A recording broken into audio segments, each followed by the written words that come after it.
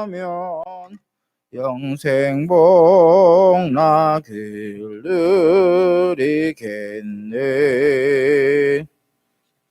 아멘. 오늘 말씀은 신명기 27장입니다. 신명기 27장 1절로 10절 말씀입니다.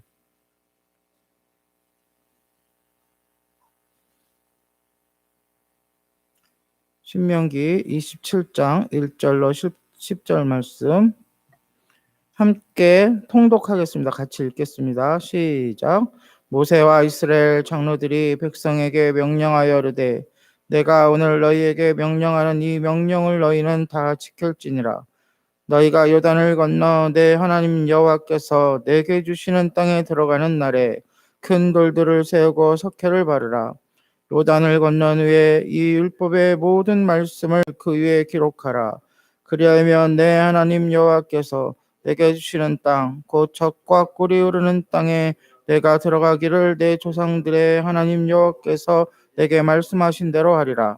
너희가 요단을 건너거든 내가 오늘 너희에게 명령하는 이 돌들을 에발산에 세우고 그 위에 석회를 바를 것이며 또 거기서 내 하나님 여호와를 위하여 제단 곧 돌단을 쌓되 그것에 쇠 연장을 대지 말지니라.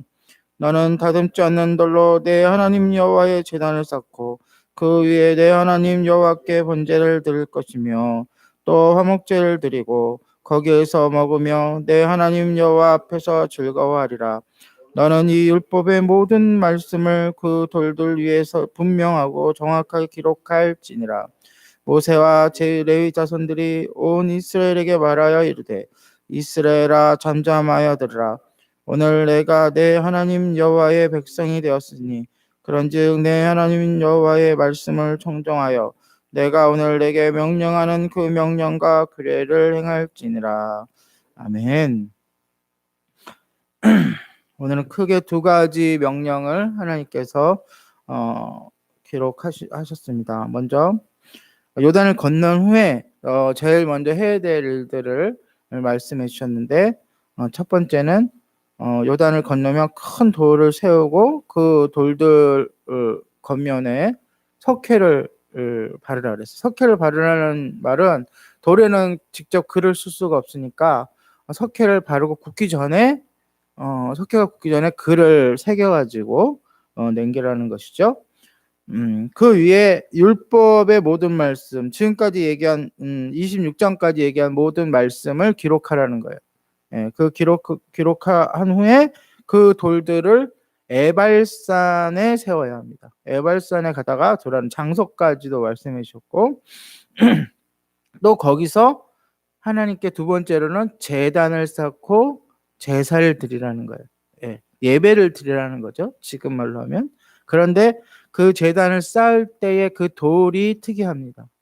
왜냐하면 하나님께서 몇 번을 강조해서 말씀하셨어요. 다듬지 않는 돌로, 인위적으로 인간의 힘을 가하지 않은 돌, 인간의 그런 미적 욕망과 인간의 그런 어떠한 힘을 가미하지 않은 다듬지 않는 돌로, 그냥 일상 속에서 발견할 수 있는 돌로 제단을 쌓고 두 가지의 제사를 드리라 그럽니다. 첫 번째는 번제와 두 번째는 화목제를 하나님께 드려야 합니다. 예. 하나님이 된 이스라엘 백성은 마땅히 이 말씀에 순종하고 또한 지금 26장까지 하나님께서 주셨던 그 율법과 규례를, 명령과 규례를 지켜 행해야 합니다. 자, 이제 구체적으로 한번 1절서부터 5절 보면 말씀을 돌들에 새기고 제단을 쌓으라는 명령을 살펴보도록 하겠습니다. 하나님이 주신 율법, 하나님 주신 말씀은 언약 백성이 또 우리들이 대대손손 기억하고 지킬 영원한 말씀입니다. 믿으십니까? 아멘. 예. 4장에서 26장까지 하나님께서 모세를 통하여 율법을 모두 선포하셨어요. 그리고 그 후에 모세는 에발산 언약식을 준비하게 하십니다. 예, 이것을 에발산 언약식이라고 하는 거죠. 왜? 언약이라는 게 그거잖아요. 너희가 무엇을 하면 내가 어떠한 복을 주겠다라는 거잖아요. 그렇죠? 근데 여기 3절에 보면 정확하게 그 내용이 나옵니다. 3절 한번 읽어볼까요? 시작. 요단을 건넌 후에 이 율법의 모든 말씀을 그 위에 기록하라. 그리하면 내 하나님 여호와께서 내게 주시는 땅 곧 젖과 꿀이 흐르는 땅에 내가 들어가기를 내 조상들의 하나님 여호와께서 내게 말씀하신 대로 하리라. 그리하면, 그러니까 이게 언약식인 거죠. 자, 이렇게 하면 이 돌을 쌓고 말씀을 기록하면 하나님께서 그대로 약속하신 대로 행하실 것이다 라고 언약을 하게 됩니다. 여러분들은 하나님의 말씀을 어떻게 기억하고 어떻게 새기나요? 또 여러분의 자녀들이 그 말씀을 이게 기록하는 이유는 두 가지거든요.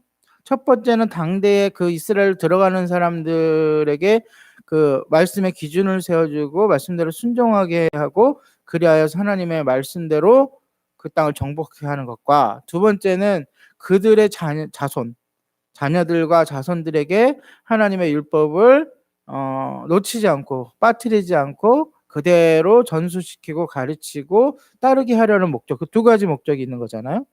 그렇다면 여러분들은 하나님의 말씀이 여러분들에게 삶 속에 어떻게 적용이 되도록, 우리는 참 신기하게도 잘 잊어먹어요. 하나님 말씀을 잘 잊어먹고 죄송하지만 주일날 그 담임 목사님을 통해서 선포드린 말씀이 저는 한 수요일쯤 되면 잊어먹어요. 그래서 동영상을 찾아서 다시 한번 듣는데 이렇게 잊어먹어요. 그래서 우리에게도 아마 이렇게 돌에 새기진 않더라도 그러한 어떠한 장치가 필요할 것 같아요. 두 번째로는 여러분의 자녀, 여러분의 후손들에게 어떻게 전해줘야 할지를 우리가 고민해야 할 것 같아요. 근데 현대에는 기기나 문명이 발달해서 꼭 돌에 새기지 않더라도 우리가 그것을 남길 수 있는 방법은 참 많이 있어요. 특히 스마트폰은 여러 가지 웹 기능들을 이용하거나 또는 뭐 카페나 홈페이지나 그런데 기록으로 글로 남길 수도 있고 사진으로 남길 수도 있고 여러 가지 이렇게 할 수가 있습니다. 그런데 하나님 모세를 가운데로 해서 하나님과 직접 대면했던 이스라엘 백성들도 이렇게 기억해야 되고 그 징표를 세워야 하니까 우리들도 그런 어떠한 마땅한 그것이 있어야 될 것 같아요. 우리들에게 가장 좋은 방법은 날마다 하나님의 말씀을 되새기는 겁니다. 그래서 이 새벽 기도가 참 좋은 방법인 것 같아요. 사실 새벽 기도 나오려면 힘들죠.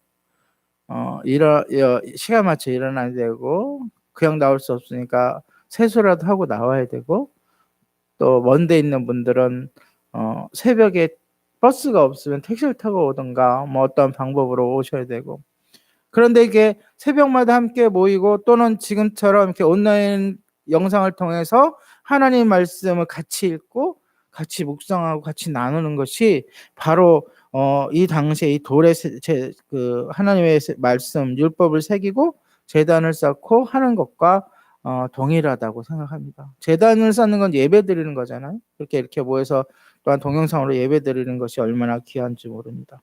그런데 아까도 얘기했지만 제단을 쌓을 때 다듬지 않는 돌로 쌓으라 그랬어요. 왜 그랬을까요?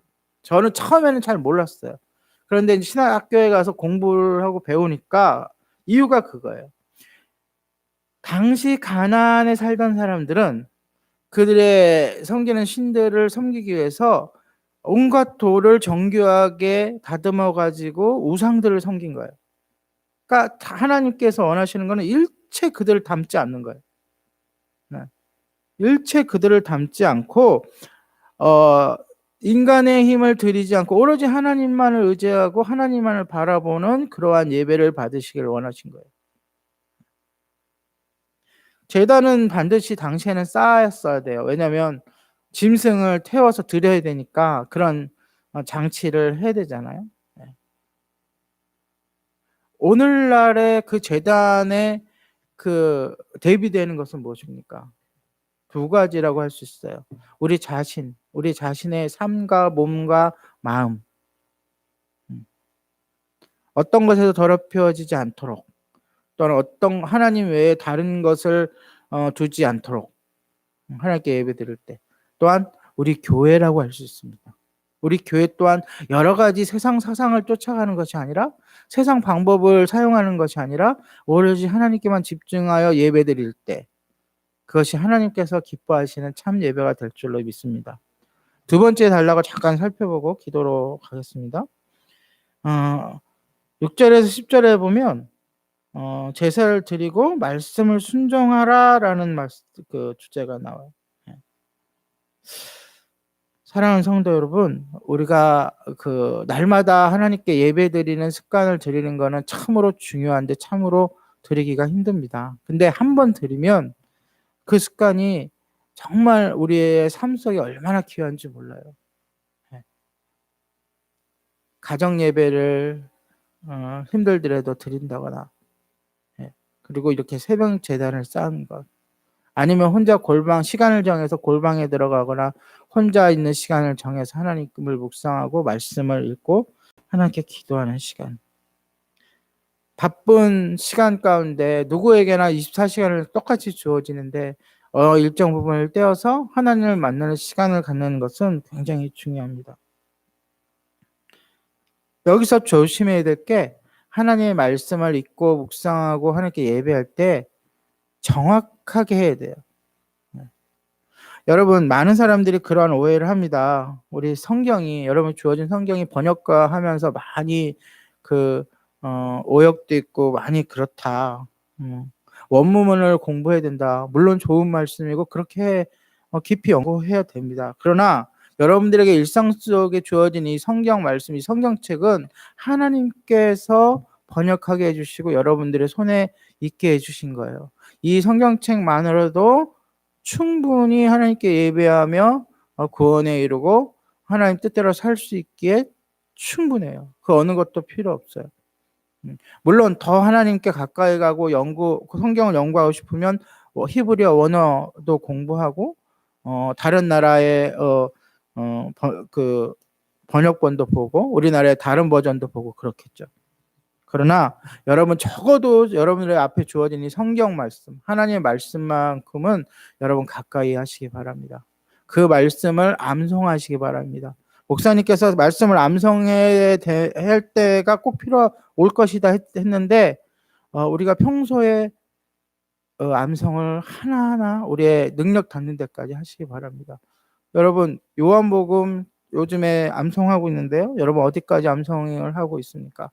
괜찮습니다. 그 조금씩 하나하나 암송해 가는 것이 나중에 여러분의 신앙에, 여러분의 삶에 큰 도움이 될 줄로 믿습니다. 제가 기도하고 여러분 각자 처소에서 하나님께 기도하겠습니다. 특히 담임 목사님의 건강과 영성을 위해서 꼭 기도해 주시기 바랍니다. 기도하겠습니다.